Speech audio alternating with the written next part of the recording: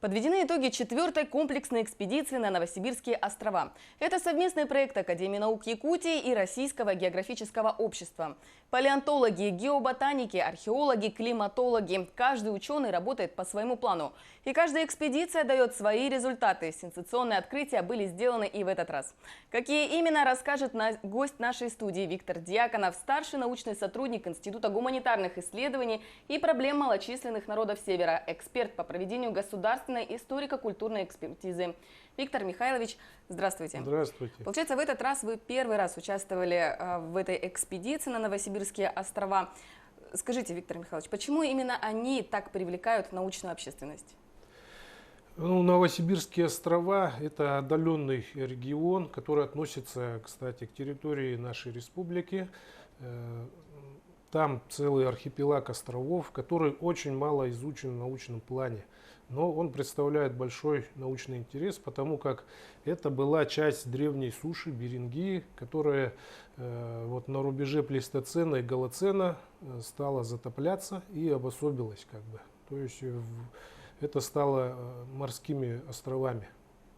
Но вся эта территория, она интересна в плане того, что там существуют какие-то вот эндемики или же какие-то условия, которые сохранились с конца ледникового периода. И вот в частности, если мы говорим об археологии, древние люди шли через вот эту Берингию в сторону Америки, которая соединялась в древности сухопутным перешейком. То есть это был как бы один континент. И заселение Америки напрямую связано с историей вот этой Берингии. А какие открытия сделаны вами и вашими коллегами на этот раз? Я вижу, вы принесли с собой эти каменные артефакты. Может, расскажете о них? Значит, моя задача стояла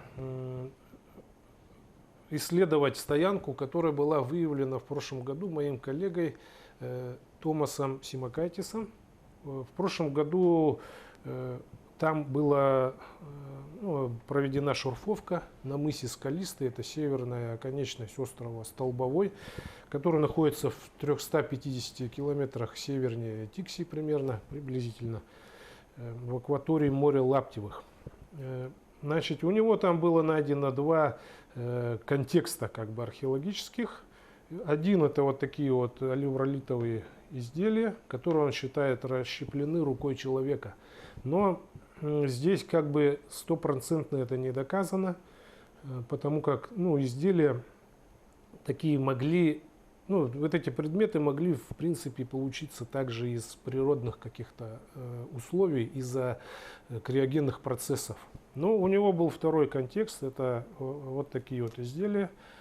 Одно у него было найдено, это ножевидная пластина со следами обработки, по-научному его называют вкладыш, то есть это составное лезвие какого-то ножа костяного или рогового. И в этом году вот у меня также при шурфовке обнаружилось вот такое же изделие. Этот камень не встречается на этом острове, он привозной. И у него стопроцентно есть признаки расщепления искусственного, именно сделанного рукой человека. Скажите, к какому времени можно отнести вот эти открытия? Вот что касается вот этих изделий, тут анонсы такие прошли в прессе, да, что это, возможно, имеет возраст эпохи палеолита, чуть ли не 200-300 тысяч лет. Еще раз повторяю, насчет этого судить сложно сейчас. Пока не будет стопроцентно сделанного характерного орудия эпохи палеолита, это вот все подвергается сомнению. Но вот эти вот изделия, они характерны для конца палеолита и раннего голоцена. Это так называемый мезолитический период, средний каменный век, примерно возрастом от 10 до 6 тысяч лет. Но мы более точно можем по аналогиям сказать. Скажите, как вот точно провести экспертизу, как узнать это время? Здесь, смотрите, есть два пути. Да? Это необходимо продатировать какие-то органические остатки радиоуглеродным методом. Вот в прошлом году там была обнаружена кость, фрагмент кости трубчатой какого-то млекопитающего. Если получится дата вот из этого культурного слоя по кости, мы можем уже точно утверждать, какой он имеет возраст, вот этот контекст. Да?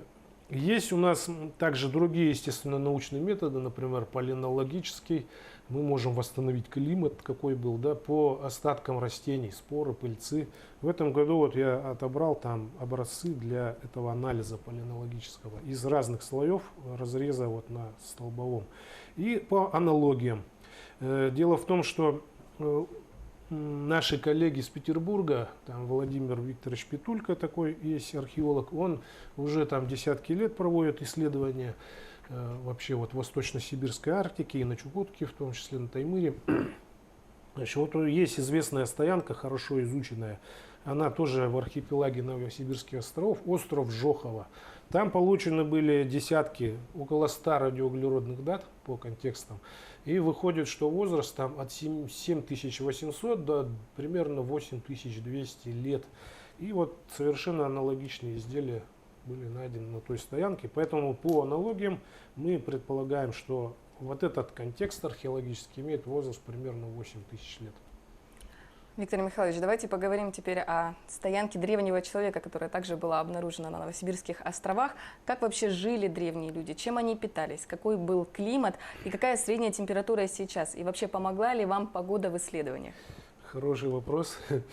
Ну, здесь надо, как сказать, мы пока только начали исследование на Столбовом, но вот еще раз говорю про стоянку на Жохово. Там эти комплексные исследования уже завершились, и есть очень хорошие данные, которые помогают именно восстановить хозяйство этих людей, образ их жизни и даже климат.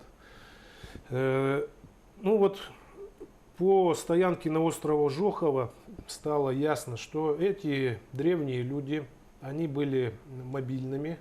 В то время, когда вот эти вот территория суши стала погружаться в море, они все равно знали, что есть вот эти вот земли, на которых можно успешно охотиться. Это были охотники. При этом на стоянке было найдено большое количество фаунистических остатков костей тех животных, на которых человек охотился. И в частности, понятно, что эти люди охотились на северного оленя. Это был как бы основной у них объект добычи. Но именно на остров Жохово они приходили в определенный период, чтобы добывать белых медведей. Значит, в зимний период медведицы беременные ложатся в берлогу, значит, чтобы выносить медвежат. И в это время они становились уязвимыми. И на стоянке вот Жохово были найдены десятки черепов белого медведя со следами охотничьего воздействия. В основном это черепа с пробитыми височными костями. Также там было найдено кости собак. При этом это уже ясно, что это были одомашненные, доместицированные собаки. И вот Владимир Петулька, они там провели исследования, утверждают, что уже существовала селекция собак. Одних они разводили для охотничьих целей, а других для того, чтобы это были ездовыми собаки. Ездовыми собаками, то есть там были найдены нарточные полозья, то есть очень вечная мерзлота способствует сохранению органических остатков, и это один из тех факторов, которые очень привлекают археологов именно в этом регионе. А каким оружием они охотились? И давайте обозначим время этой стоянки, по вашему мнению.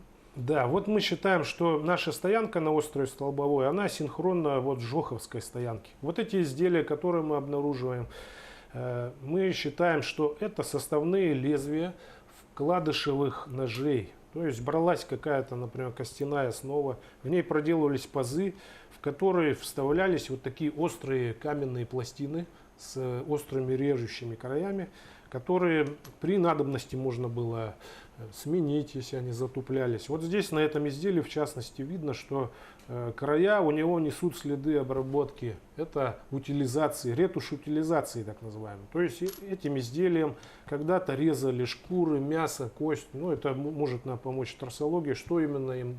Трассология — это метод вот, изучения под микроскопом следов износа изделий вот таких вот. Да? То есть можно точно понять, что именно им резали. Такие же предметы могли использоваться как вкладышевые тоже лезвие для метательных дротиков. И вот на том же Жохово там прямо эти изделия есть инситу, прямо вот с такими пластинами в пазах. И давайте поговорим о том, какой вклад вносят в науку такие исследования, по вашему мнению. Эти исследования, конечно, вносят определенный вклад. Но вот я не скажу, что вот это вот все прямо сенсационное такое, да, что у нас вот на Новосибирских островах есть как бы вот кроме острова Жохова еще 3 пункта там вот, которые, ну это случайные находки каких-то артефактов, так скажем, связанных с деятельностью человека. Но любая вот такая вот находка, она пополняет карту и наши знания. Если мы в дальнейшем будем изучать вот эти вот объекты, мы сможем расширить наше представление о истории вообще освоения Восточно-Сибирской Арктики, высоких широт в конце ледникового периода и в начале уже голоценового периода, в котором мы сейчас с вами живем. И, возможно, найти человеческие останки, это тоже была бы вот реально сенсация, потому как можно было много понять. Сейчас генетика очень сильно развита, да, палеогенетика, можно определить ДНК, к какому виду эти люди принадлежали, ну и предки чьих это народов. Ну и вопрос заселения Америки, естественно, тоже решается именно вот с изучением вот таких памятников. А существуют ли какие-то сложности, чтобы зафиксировать такие открытия? Сложности, конечно, присутствуют. Во-первых, вот добраться до вот таких отдаленных территорий это очень сложно. Даже вот не каждый может как бы похвастаться, что он там поработал когда-то, да, из археологов даже.